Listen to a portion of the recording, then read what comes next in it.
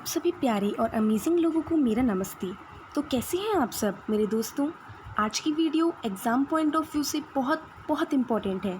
सो मैं तो आपको यही कहूँगी कि पूरा देख कर जाना। और हाँ, I know it sounds odd, मुझे भी ये बोलना अच्छा नहीं लग रहा, पर प्लीज़ सब्सक्राइब ज़रूर करें। I am pretty sure that this channel will really help you people a lot. So subscribe करें, बेल आइकन दबाएं और दोस्तों के साथ जम के शेयर करें। तो आप लोगों को ये बताते हुए मुझे काफ़ी खुशी हो रही है कि बाल गोविंद भगत मेरी मोस्ट पॉपुलर वीडियो बन चुकी है and it has already crossed 4.5K views केवल आप लोगों की सपोर्ट से। I really thank you guys a lot. तो मुझे मेरे यूट्यूब फ्रेंड शौर्य त्यागी से एक कमेंट आया था कि मैं क्वेश्चन आंसर्स की भी वीडियो बनाऊं इस चैप्टर की। तो आज मैं आपको अपनी हिंदी नोटबुक के इस चैप्टर का एक तरह से टूर दूंगी कि मैंने क्या क्वेश्चंस लिखे हैं और उनके क्या आंसर्स लिखे हैं। बेसिकली आज आप लोग अपनी दोस्त कियारा की कॉपी से रिवीजन करोगे। This sounds funny right. I hope आपको ये अच्छा लगे और इस वीडियो में हम करीब 28 क्वेश्चंस डिस्कस कर लेंगे। बट उससे पहले एक रेड अलर्ट, सावधान दोस्तों, मेरी राइटिंग इतनी अच्छी नहीं है। Most of you might really not like it, so please माफ़ कर देना। और वैसे तो स्पेलिंग मिस्टेक्स होती नहीं हैं, पर अगर कोई एक आध हो भी जाए तो बहन और नालायक दोस्त समझकर इग्नोर कर देना।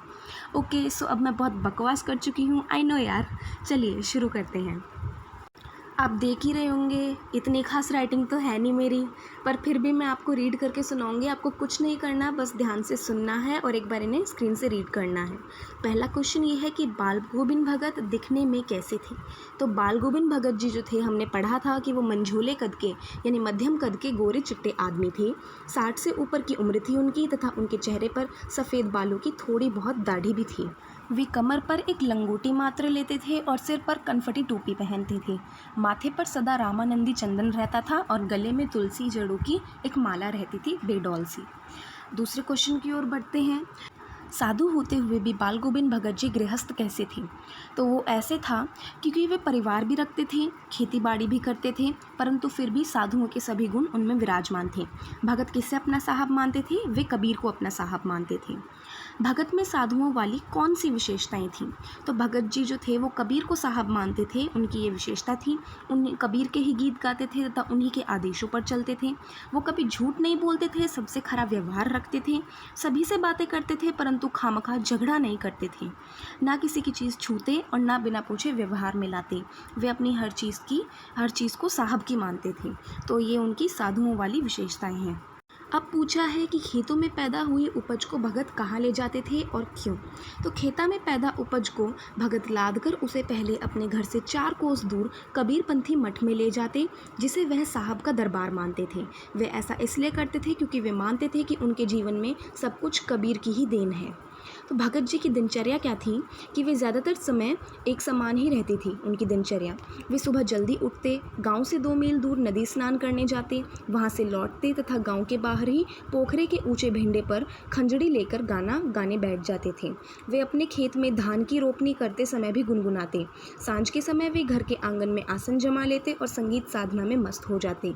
खेती से जो भी कुछ पैदा होता था उसे कबीरपंथी मठ ले जाते तथा हर साल पैदल करीब 30 कोस दूर गंगा स्नान के लिए भी जाते थे। ये उनकी पूरी दिनचर्या थी एक तरह से। नेक्स्ट क्वेश्चन कि भगत की दिनचर्या लोगों को अचंभित क्यों करती थी, हैरान क्यों करती थी।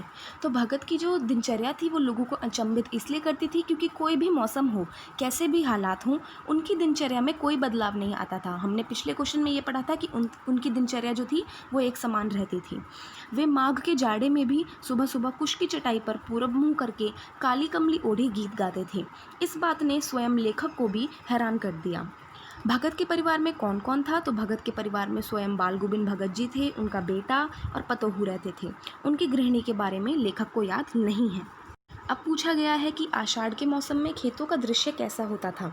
तो आषाढ़ का मौसम रिमझिम भरा होता था, जिसमें पूरा गांव खेतों में उतर पड़ता था। कहीं हल चलते तो कहीं रोपनी होती। धान के पानी भरे खेतों में बच्चे उछलते। औरतें कलेवा लेकर, कलेवा होता है एक तरह से नाश्ता, वे मेड़ पर बैठती। आसमान बादलों से घिरा हुआ रहता और ठंडी हवा चलती। भगत जी जब रोपनी करते समय गाते तो बच्चे झूम उठते, औरतें गुनगुनाने लगती तथा हलवाहों के पैर ताल से उठने लगते। भगत का संगीत इसलिए जादू के समान था। नेक्स्ट क्वेश्चन, गोदी में पियवा से क्या तात्पर्य है। तो गोदी में पियवा से तात्पर्य यह है कि भगवान तो सदैव हमारे साथ ही हैं, परंतु हम समझते हैं कि हम अकेले हैं। भगत के संगीत का जादू कैसा था? ये काफ़ी इम्पोर्टेंट क्वेश्चन भी है। बाल गोविंद भगत प्रभु की भक्ति में मस्त होकर गीत गाया करते थे। उनका स्वर मन को मोह लेने वाला होता था, कुछ ऐसा कि सुनने वाले उनके गान पर मुग्ध हो जाते थे। औरतें गीत गुनगुनाने लगती, बच्चे झूम उठते तथा खेतों में काम करने वाले किसानों के हाथ पांव एक ताल, एक लय में चलने लग जाते। बाल गोविंद भगत अपने संगीत में इतने तल्लीन हो जाते थे कि वे उठकर नाचने लगते। इस प्रकार भगत जी के संगीत में जादुई प्रभाव था। तेरी गठरी में लागा चोर, मुसाफिर जाग ज़रा, पंक्ति से आशय स्पष्ट कीजिए। तो इस पंक्ति में गठरी का अर्थ है सांसों की गठरी। भगत जी कहना चाहते हैं कि हमारी सांसें तथा हमारा जीवन वक्त रूपी चोर चुरा रहा है। समय कम है, अब तो हमें अपनी चेतना को जगाकर प्रभु की भक्ति में लग जाना चाहिए। दोस्तों, भगत जी की प्रभातियाँ कब से कब तक चलती थी? कार्तिक के महीने से लेकर फागुन मास तक। लेखक ने माघ महीने के वातावरण को रहस्यमयी क्यों बताया है? तो माघ का महीने का वातावरण रहस्यमयी इसलिए लगता है क्योंकि वह दांत किटकिटाने वाली सर्दी का मौसम होता था और सब और हवा में कुहासा यानी कोहरा छाया रहता था। उस रहस्यमयी वातावरण में भगत जी सुबह सुबह अपने गाने टेरने लगते थे। अब पूछा है कि माघ महीने की किटकिटाती ठंड में लेखक ने पोखर पर जाकर क्या देखा? तो उन्होंने क्या देखा कि आसमान में तारे बुझे नहीं थे, सब ओर कोहरा छाया हुआ था, परंतु उस रहस्यमयी वातावरण में भी भगत जी कुश की चटाई पर पूरब दिशा की ओर मुंह करके बैठे और काली कमली ओढ़े हुए थे। वे खंजड़ी लिए अपने गाने में मस्त थे। संझा किसे कहते हैं और वे शाम की उमस को शीतल कैसे कर देती थी? तो संझा का अर्थ है सांझ का समय, शाम का समय। उस वक्त बाल गोविंद भगत अपनी मंडली के साथ घर के आंगन में संगीत साधना किया करते थे। खंजड़ियों करतालों की भरमार होती, सबके तन मन पर उनका संगीत हावी उठता। भगत जी खुद भी गाते गाते इतने मस्त हो जाते कि वे गाते गाते उठकर नाचने लग जाते। इस प्रकार गर्मी की शाम की उमस भी शीतल हो जाती थी। लेखक ने भगत की संगीत साधना का चरम उत्कर्ष कब देखा? जब उनके बेटे की मृत्यु हो गई थी, उन्होंने तब देखा है। इकलौते बेटे की मृत्यु पर भगत जी ने क्या किया? तो भगत जी ने अपने मृत बेटे के शरीर को आंगन में लेटाकर एक सफ़ेद कपड़े से ढक रखा था तथा उस पर कुछ फूल और तुलसी दल बिखरा रखे थे। सिरहाने एक चिराग जलाकर, दिया जलाकर भगत जी उसके सामने ही ज़मीन पर आसन जमाए बैठे थे तथा तल्लीन होकर गाए जा रहे थे। अब क्वेश्चन आता है कि बेटे की मृत्यु पर भगत अपने पतोहू को क्या कह रहे थे? तो भगत जी अपनी रोती हुई पतोहू को रोने के बदले उत्सव मनाने को कह रहे थे। उनका मानना था कि उन्हें आनंद मनाना चाहिए क्योंकि आत्मा परमात्मा के पास चली गई है तथा विरहिणी अपने प्रेमी से जा मिली है, जो कि बड़ी खुशी की बात है। भगत अपने बेटे को अधिक प्यार क्यों करते थे? तो भगत जी का बेटा कुछ सुस्त सा और बोदा सा था, ये हमने पढ़ा था। इसी कारण भगत जी उसे और भी मानते थे। उनका कहना था कि ऐसे लोग निगरानी और प्रेम के ज़्यादा हकदार होते हैं, इसीलिए उन पर ज़्यादा नज़र रखनी चाहिए और ज़्यादा प्यार करना चाहिए। इस कारण भगत जी अपने बेटे से अधिक प्यार करते थे। भगत जी ने अपने मृत बेटे की चिता को मुखाग्नि किससे दिलवाई और क्यों? तो भगत जी ने अपने मृत बेटे की चिता को अपनी पतोहू से ही मुखाग्नि दिलवाई क्योंकि वे क्रियाकर्म आदि में विश्वास नहीं रखते थे। वे समाज की सोच को बदलना चाहते थे, इसलिए पतोहू से ही उसको आग दिलवाई। भगत ने पतोहू को उसके भाइयों के साथ क्यों भेज दिया? तो भगत ने पतोहू की कम उम्र देखते हुए दूसरी शादी करवाने के लिए उसे उसके भाइयों के साथ भेज दिया। वे बहू को विधवा बनाकर उसकी ज़िंदगी अपनी सेवा में व्यर्थ नहीं करवाना चाहते थे। वे समाज की मान्यताओं के विरुद्ध जाकर काम करना चाहते थे। तो ये कारण थे जिसके कारण पतोहू को भगत जी ने उसके भाइयों के साथ भेज दिया था। अब पतोहू क्यों नहीं जाना चाहती थी? क्योंकि पतोहू ससुर के पास ही रहकर उनकी सेवा करना चाहती थी। वह भगत जी के खान पान, बीमारी तथा वृद्धावस्था को लेकर बड़ी चिंतित थी, इसलिए वह जाना नहीं चाहती थी। भगत जब गंगा स्नान को जाते तो क्या क्या करते थे? तो भगत पैदल ही 30 कोस गंगा स्नान करने जाते थे। घर से खाकर चलते और घर पर लौटकर ही खाना खाते। रास्ते भर खंजड़ी बजाते और गाते, प्यास लगने पर पानी पी लेते। स्नान पर उनकी इतनी आस्था नहीं थी जितनी कि संत समागम और लोक दर्शन पर थी। आप कैसे कह सकते हैं कि भगत की मृत्यु उन्हीं के अनुरूप हुई? तो भगत जी ने मरते दम तक अपनी दिनचर्या का पालन किया था। वे पूरी मस्ती से प्रभु की साधना करते तथा अपने नियमों के अनुसार ही जीवन जीते रहे। इस प्रकार उनकी मृत्यु उन्हीं के स्वभाव के अनुरूप हुई, हम ऐसा कह सकते हैं। अब सिद्ध कीजिए कि भगत जी की कबीर पर अगाध श्रद्धा थी। तो हमने बहुत पढ़ा इस बारे में कि भगत जी कबीर के ही आदेशों पर चलते थे। वे उन्हीं को अपना साहब मानते थे और कबीर पंथियों की सिकन फटी टोपी पहनते और कमर में केवल एक लंगोटी पहनते थे। वे कबीर के ही गीत तथा पद गाते थे और खेत की उपज को सदा सबसे पहले कबीर पंथी मठ में ले जाते तथा भेंट चढ़ाते, क्योंकि वे मानते थे कि उनकी सब चीज़ें साहब की थी। इन सब बातों से सिद्ध होता है कि उनकी कबीर में अगाध श्रद्धा थी। अब ये भी एक बड़ा इम्पॉर्टेंट क्वेश्चन है। सिद्ध कीजिए कि भगत सामाजिक मान्यताओं को चुनौती देते थे।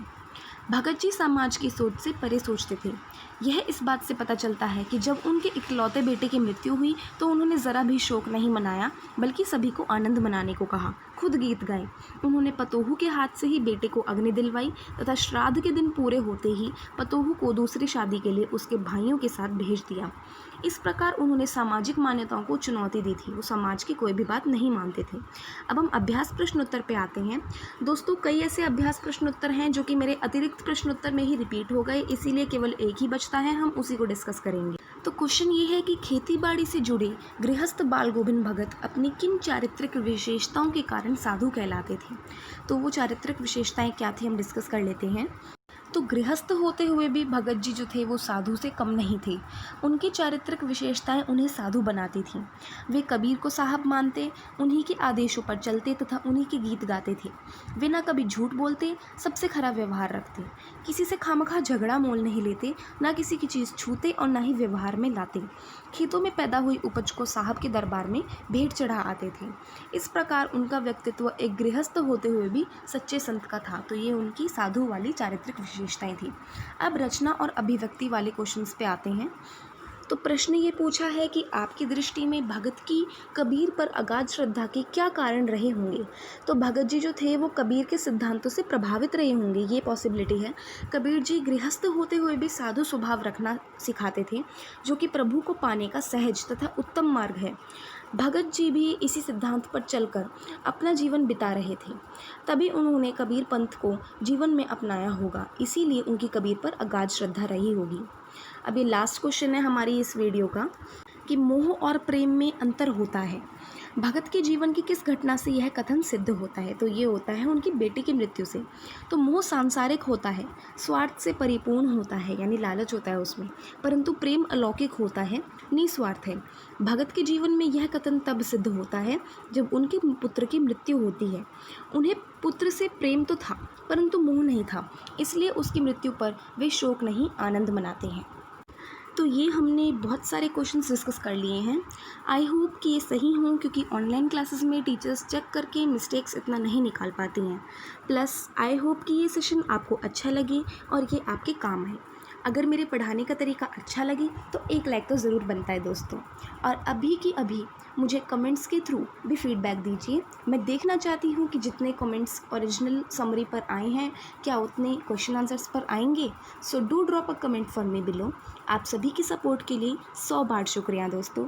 ऐसे ही मैं काम की वीडियोस लाती रहूँगी। बाय बाय दोस्तों। उम्मीद करती हूँ कि आपका दिन अच्छा रहे।